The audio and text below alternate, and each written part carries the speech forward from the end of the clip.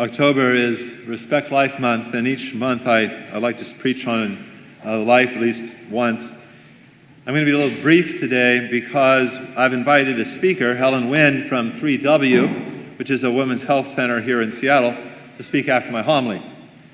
So today, in our first reading from Sirach, we hear God say, "God hears the cry of the oppressed.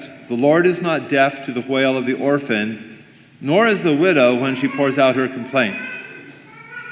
So if you put these two things together, Respect Life Month and God's justice for the week, I was praying about this, so I couldn't help thinking about the issue of life in relation to those two events, to those realities, and the Supreme Court's decision in the Dobbs case overturning Roe v. Wade this past summer.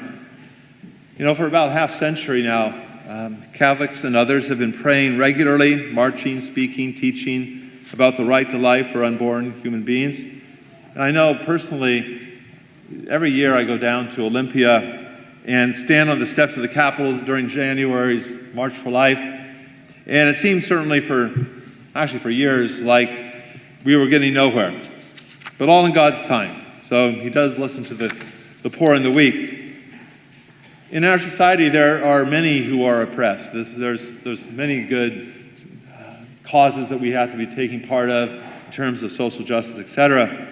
But I think the weakest and the most powerless, because completely voiceless, are the unborn. So they need our voices and strength for their own protection, and we need to speak for them. Even though I think Catholics are declining in social and political influence, we still have to have our voices be heard.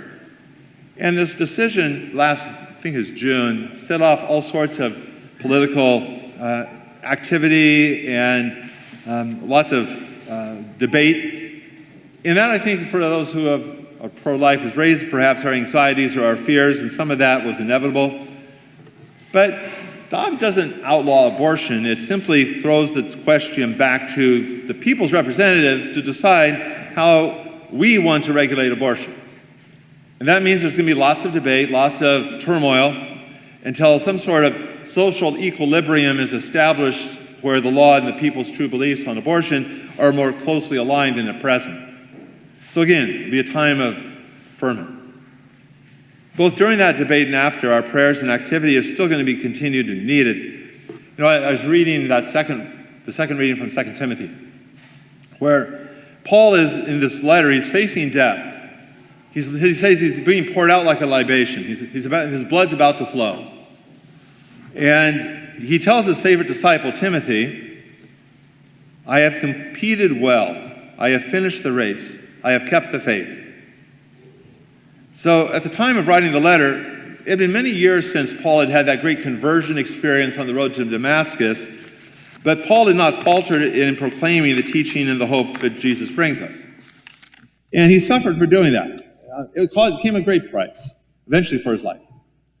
But now he says he can look back at that long road with serenity because he stayed the course. And he's urging Timothy to do the same thing.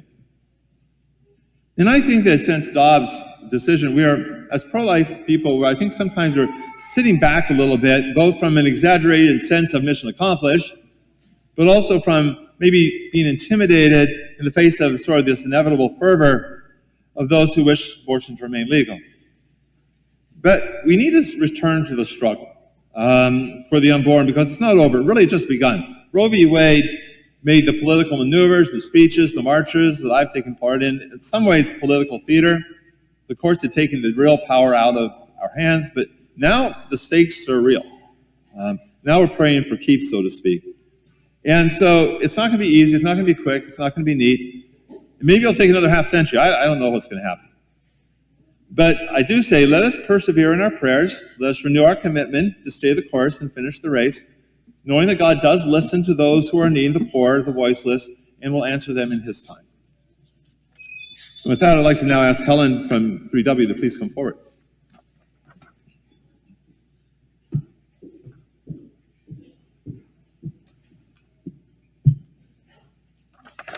Good morning.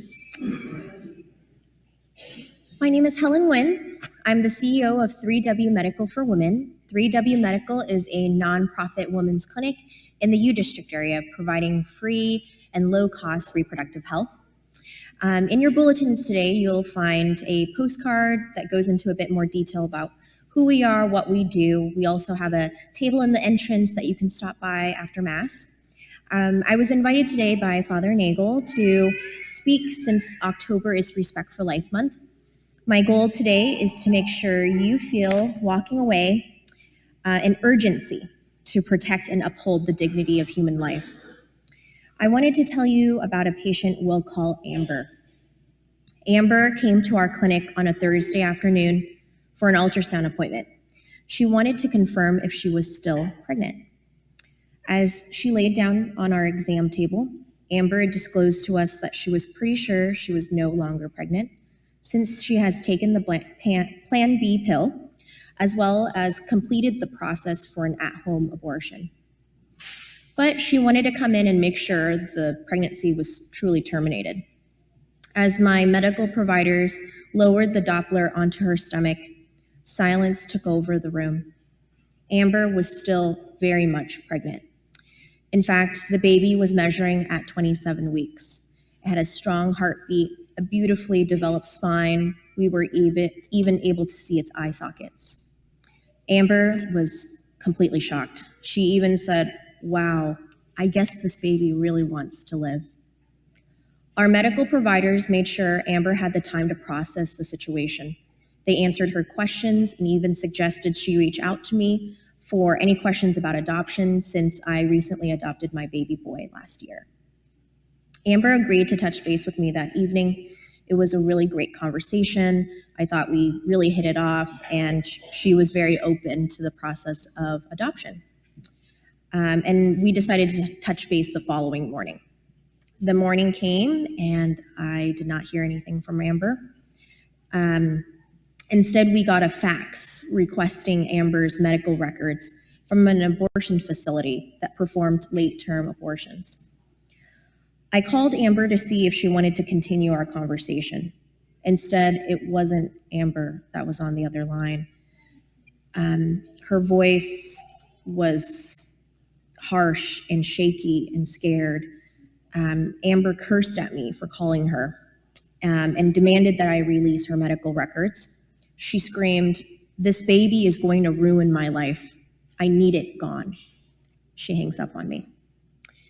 Unfortunately, I had a gut feeling about where Amber was going to go, and it was true. She went through with her second trimester abortion. In fact, we learned that 5 days after her abortion, the police were called to her home for a wellness check, since none of her friends had heard from her.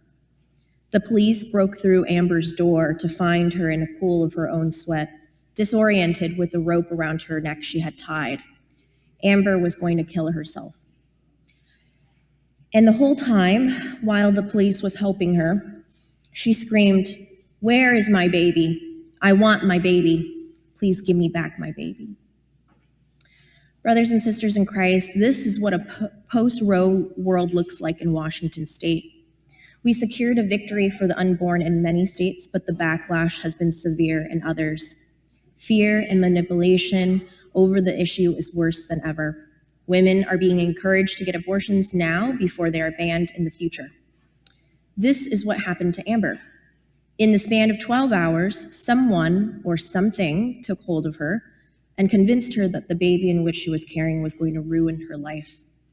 Fear took hold, she felt trapped, and those with an agenda were more than happy to give her a quick fix. The reality is there has been a 50% increase in abortions in our state since the overturning of Roe. This number may continue to rise as lobbyists succeed in getting our tax dollars to fund convenient abortions for almost anyone, anytime, anywhere. Now is not the time to be complacent. We have to act more boldly, love more passionately, and show women who are being lied to that we are there for them. The pro-abortion side wants us to be painted as bigots, but we know who we are and we know who we serve. God is asking us to be an extension of Him, to make sure every woman that has an unplanned pregnancy know that she is loved and that her child deserves the right to life. At 3W Medical, we provide an alternative approach to reproductive health care, a truly safe place for women to choose life. We're there to walk alongside her, to not judge her, to rejoice with patience in happy times, and be that shoulder to cry on in difficult moments. For patients like Amber, we have resources that will help her mentally and spiritually as she grieves the loss of her child. I hope if you or someone you know is facing an unplanned pregnancy, that 3W can be that trusted resource you turn to. Please join me today in protecting our brothers and sisters who are very much hurting. Please pray for Amber, and please pray for our mission. Thank you, and God bless.